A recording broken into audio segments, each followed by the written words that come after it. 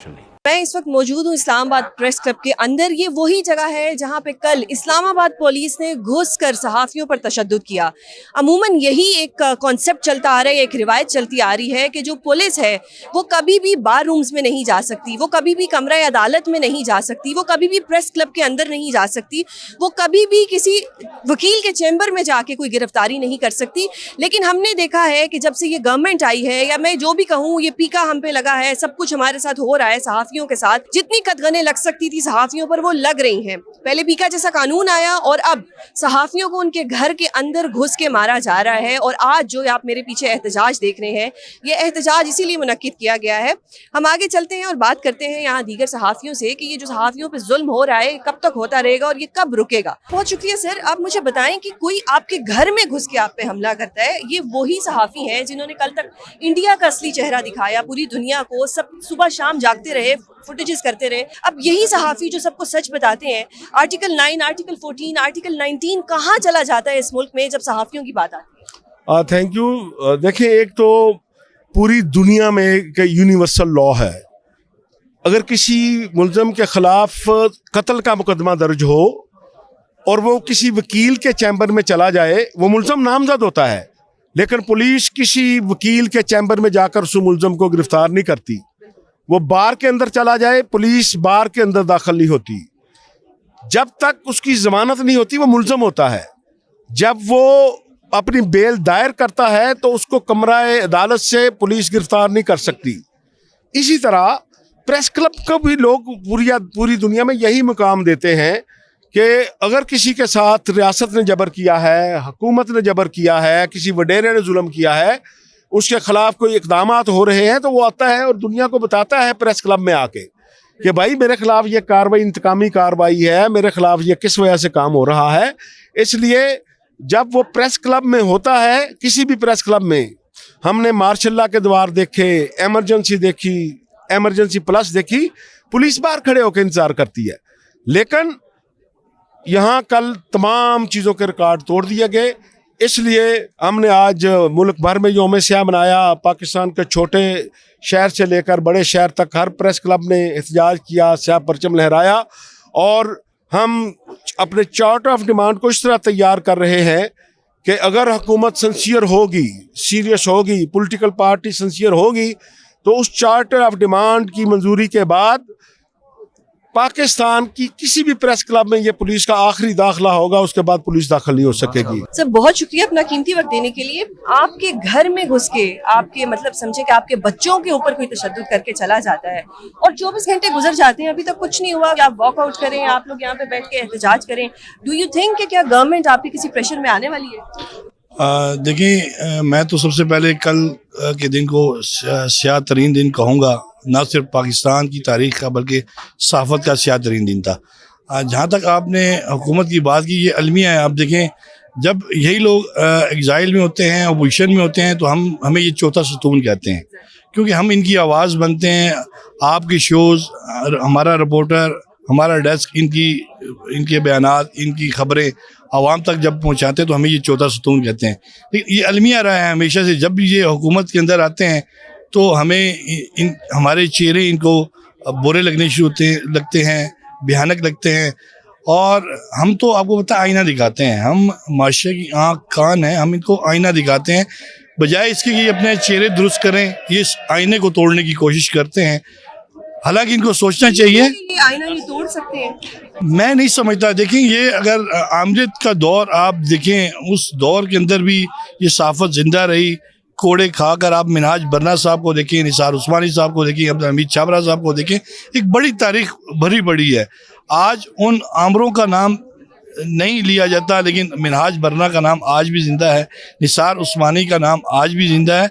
तो ये वक्त भी गुजर जाएगा। कल इन्होंने साल बाद क्या है गवर्नमेंट से कि वो क्या करें? देखिए, एक तो इस हवाले से हमने अभी तमाम ग्रुप्स का एक इजलास बुलाया हुआ, जिसका नाम चार्टर ऑफ डिमांड्स जो है वो रखेंगे, तमाम ग्रुप्स की मशावरत से रखेंगे।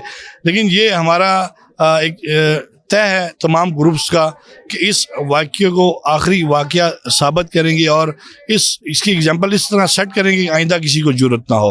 और आप देखें खैबर से कराची तक, गिलगित से गवादर तक जो सहाफ़ी हैं इस वक्त जो है वो सरापा एहतजाज हैं। न सिर्फ पाकिस्तान के अंदर, आज इंटरनेशनल फेडरेशन ऑफ जर्नलिस्ट ने इसका नोटिस लिया, उसने प्रेस रिलीज जारी की। हमारी सेक्रेटरी जनरल एंटोनी बोरिंगर से बात हुई, जो प्रेसिडेंट हैं डोमिनिका पार्टी, उनसे बात हुई। इस हवाले से कल वो स्टेटमेंट के साथ साथ लेटर्स लिखने जा रहे हैं वज़ीर-ए-आज़म पाकिस्तान को, चीफ जस्टिस ऑफ पाकिस्तान को। तो इंशाल्लाह ये ना सिर्फ फुटपाथों के अंदर, ईवानों के अंदर भी जो है ये हमारी जदोजहद जारी रहेगी। आज भी आपने देखा बाइकाट हुआ सेशन का पार्लियामेंट के अंदर। तो जब तक हमें इंसाफ नहीं मिलता, जब तक ये ट्रेंड सेट नहीं किया जाता, जब तक हमसे ये कमिट नहीं किया जाता कि आइंदा चाहे वो किसी तहसील सतह का प्रेस क्लब है, चाहे किसी डिस्ट्रिक्ट का प्रेस क्लब है, या चाहे किसी बड़े शहर का प्रेस क्लब है, उसको इनके लिए चाहे वो पुलिस है के लिए नो गो एरिया नहीं बनाया जाता, हम उस वक्त तक जो है वो चैन से नहीं बैठेंगे। देखिए, आप बताइएगा कि आप एक इमर्जिंग टैलेंट हैं और मैंने आपको हर जगह देखा है कवरेज करते हुए, धूप हो, छाँव हो, बारिश हो, आपको मैंने हमेशा देखा है। आप अगर इतना एक अपने मुल्क के लिए काम कर रहे हो और एक दिन आपके घर आके पुलिस आप पे तशद्दुद करे, आपके इर्द गिर्द वाले, आपके घर वाले भी आपको ना बचा सकें, आपका क्या रिएक्शन होगा इसके ऊपर? और आप क्या डिमांड करेंगे स्टेट से, जिनको आप टैक्स देते हैं, आप वोट देते हैं, क्या उस वोट के बदले में ये तहफ़्फ़ुज़ भी आपको नहीं दिया जाएगा? बहुत अफसोसनाक है और मैं आपका बहुत शुक्रगुजार हूँ कि आपने मेरा मौक़िफ़ लिया। देखें, Pakistan federal union of journalist मामले पे तमाम तंजीमें मुत्तहद हैं, चाहे जितने भी ग्रुप्स हैं पाकिस्तान में बने हुए हैं। इंटरनेशनल फेडरेशन ऑफ जर्नलिस्ट ने इस चीज़ की मजम्मत की है। प्रेस क्लब हमारा घर है, हमारे घर में आकर ये हमला कर रहे हैं, पुलिस गर्दी कर रहे हैं। और तारीख में पहली दफ़ा ऐसा हुआ कि कोई पुलिस गर्दी हो रही है, पुलिस वाले बगैर सहाफ़ियों को, कैमरा मैंस को और यहाँ का जो स्टाफ है उसको मार रहे हैं। इसकी जितनी भी मजम्मत की जाए वो कम। ये जो कल हुआ इसकी जितनी मजम्मत की जाए कम है कि अब पुलिस क्या इतनी पावर में आ गई है, क्या वो इतनी खुद मुख्तार हो गई है कि सहाफ़ियों को उनके घर में घुस के मारेंगे? ये वही सहाफ़ी हैं जिन्होंने कल तक जब जंग हो रही थी सारी दुनिया को दिखाया कि क्या सच है क्या झूठ है।